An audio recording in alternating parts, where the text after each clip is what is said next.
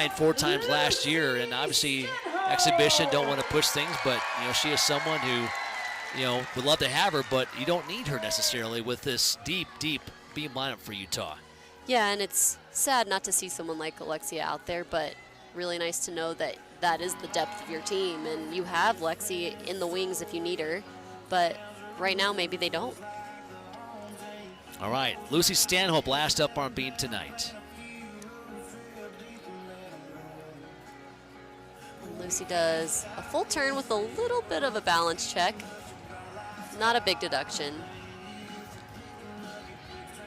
And she sets up for her series here. And she does that full twisting back handspring into another back handspring. Was a little crooked on that. Maybe didn't get the full rotation on that full twisting back handspring, so she was a little off on the second one. Switch leap, split jump, beautiful.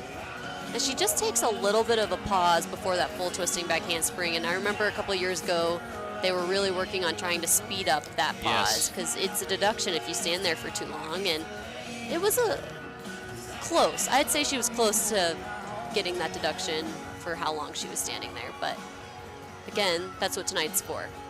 Lucy scored a 9.9, a season best at the national finals last year for the Red Rocks. Went 9.8125 in the national semifinals.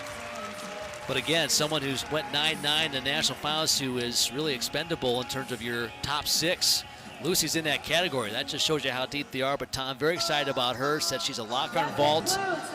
Balance beam, a threat to make that as well. Also working on floor.